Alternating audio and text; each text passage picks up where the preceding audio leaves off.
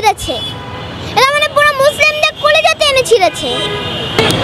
আমি কালকে রাতে দেখেছি যে এইভাবে যে কোরআনকে শীষ বাজিয়ে বাজিয়ে যে লাঠি দেওয়া হয়েছে এবং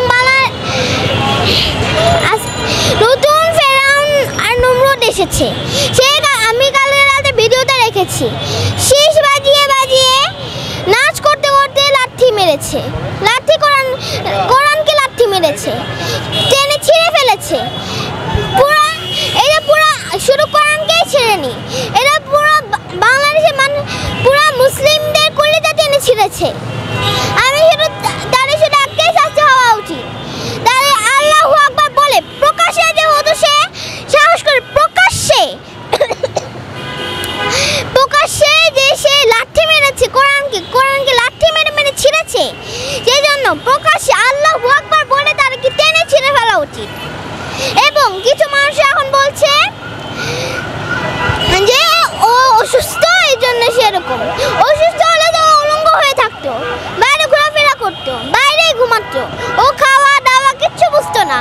তাহলে ও এটা কি করে বুঝলো যে কোরআনকে লাঠি মারতে হবে, শেষ হয়ে যেতে হবে, ভিডিও করতে হবে এবং কি শেষ বাজিয়ে বাজিয়ে নেচে নেচে কোরআনকে টেনে ছিঁড়তে হবে? এটা কি করে বুঝলো?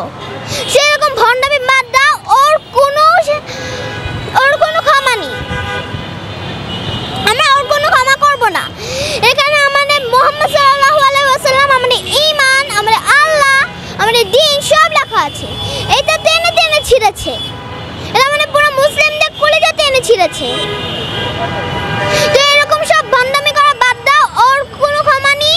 ওর সাথে একটা এটা জাস্ট লাঠি দেওয়াই না, কোরআনকে লেচে লেচে লাঠি দিল, সেটা আমাদের কলিজাকে নেচে নেচে লাঠি দেওয়া হয়েছে, টেনে ছিঁড়ে ফেলা হয়েছে আমাদের কলিজাকে।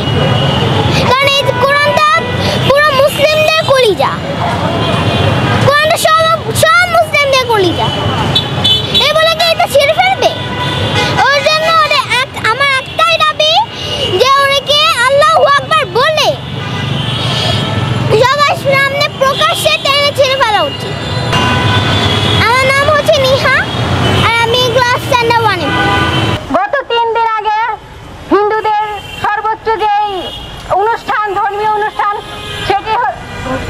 সেটি সম্পন্ন হয়েছে এবং বাংলাদেশ সেই নজির স্থাপন করতে পেরেছে যেখানে ধর্মীয় অনুষ্ঠান পালনের ক্ষেত্রে কোনো ধরনের সহিংসতা দেখা দেয়নি।